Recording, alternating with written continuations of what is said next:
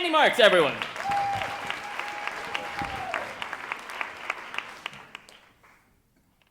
It's my first day at work at my first job, and I am scared shitless. I am way out of my league. I am sitting in the most glamorous talent agency called J. Michael Bloom, and as I'm looking, there are these beautiful, tall, gorgeous people who all look really sexy passing by, and I am sitting there in my hideous, casual separates and my Dacron polyester blouse from Ann Taylor from the petite department, and I keep buttoning and unbuttoning and buttoning the top button. I don't want to look like a hooker. I don't want to look like I'm too prissy. I just want to meet the right button, and I am freaking out. Now, I got here completely by mistake because I'm a total idiot. I have no really strong education. I used to boast that I graduated high school with 740 combined on my SATs. This is not exactly a genius at work. Somehow I got into NYU, but I was a dancer and an actress, and I thought, oh, fuck the high scores, I can dance. But I wasn't doing really well, so I'm in a dance class one day with my friend Peter Weller. Now, if you don't know who Peter is, he was RoboCop. And Peter Weller and I were friends, and one day Peter said to me, Sandi, I want to hook you up with my agent.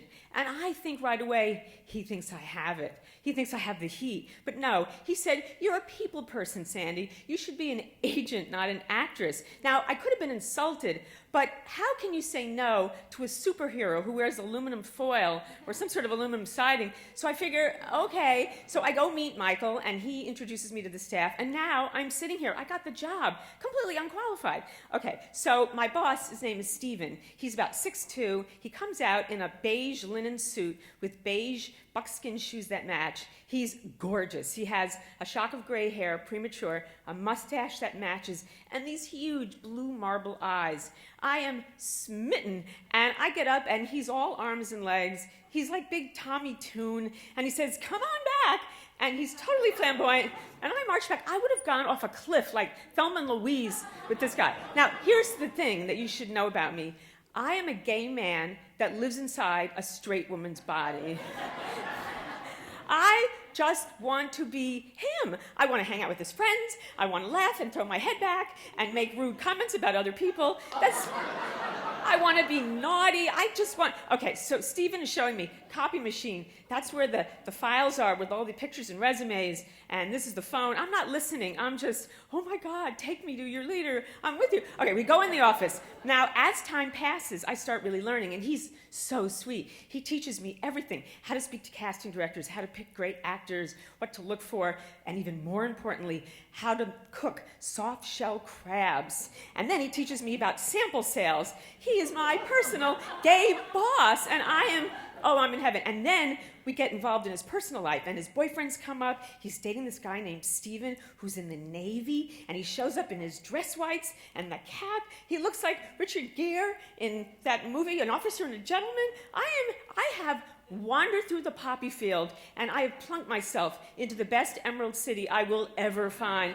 I just wanted to be at work all the time, and things were fantastic for a while, except this was the mid-1980s, and slowly we were losing some of our most talented clients to that horrible disease, AIDS, and they were just slowly disappearing, just like out into space. It was not real, and our incredible renaissance of 20th century artists, musicians, singers, dancers were just going away, and we would leave clothes in the closet at work that we would wear to memorial services that we'd have to attend at least once or twice a week. It was just getting to be a very sad place. This Technicolor office had slightly become sepia. It just wasn't the same. And Steven thankfully stayed healthy, but he was changing. He was taking stock and thinking, there's more to life than booking commercials for Mop and Glow. I want to do something better. So he decided that he wanted to become a motivational speaker, which was so perfect for him.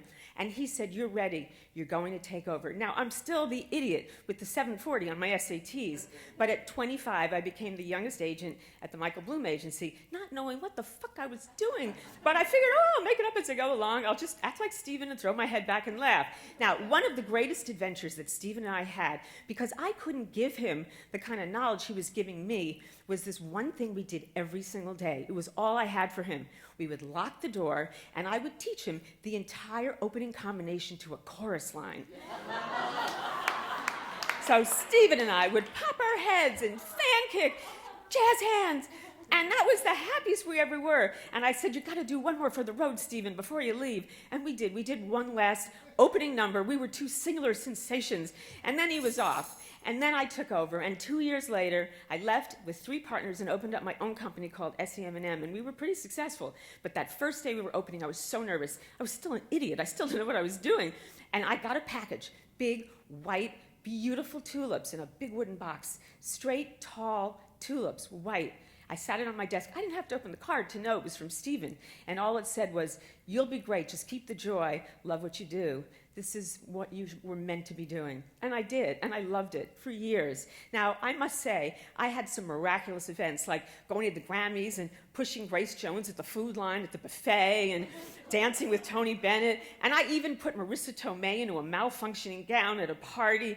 And all of it was so great. But if I could just be in one place, again, all these years later, it would be back at 400 Madison Avenue on the 20th floor with our door locked, doing fan kicks to Marvin Hamlish. Thank you.